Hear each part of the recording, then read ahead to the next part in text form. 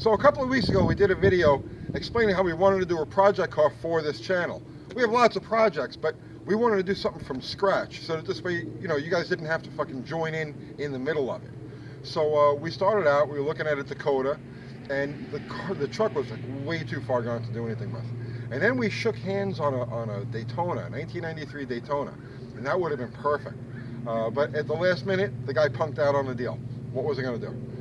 So we get a phone call a couple days later, and we find there's a car on its way to pull apart, and we can go intercept this thing. So we show up, and this is what we bought. It's a 1972 Dodge Coronet, $300. It's not a late model.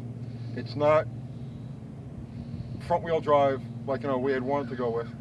It's a traditional B-body Mopar, but it's like at the absolute bottom of the barrel as far as desirability goes. It's a four-door sedan, but underneath it's the same as a Roadrunner or a Charger or any of those other cars. So this is the one we're going to build. Now don't get caught up on it being a Mopar.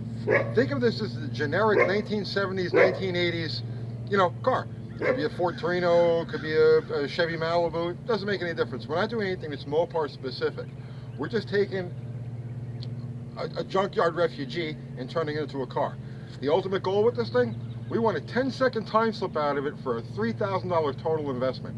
There's going to be a lot of horse trading, a lot of wheeling and dealing. We're going to sell some stuff off the car to offset some of the things that we're going to have to buy. But the car itself is solid. No rust. This right here is the only body damage on it. It's got a beautiful grille, beautiful bumpers, beautiful chrome. Interior is nice. We're going to put a 6-point roll bar in here because, you know, we're going to need that to be able to do some of the things we want to do with the car. But other than that, I mean, it's a good solid piece.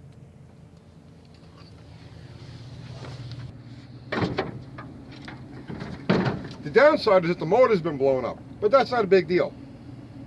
In fact, we've already got the AC compressor sold off for this thing for $75, which means that this car's already making us money before we've towed it off the old guy's property.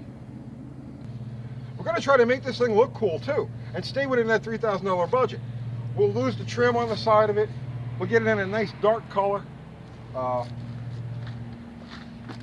going to go for that classic hardcore muscle car thing, but with 4 doors.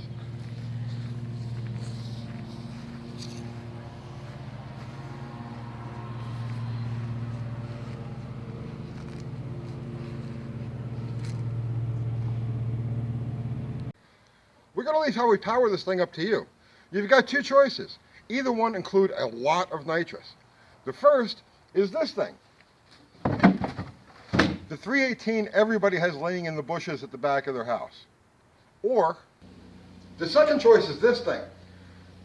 The basic engine is a low compression 383 we picked up a few years ago.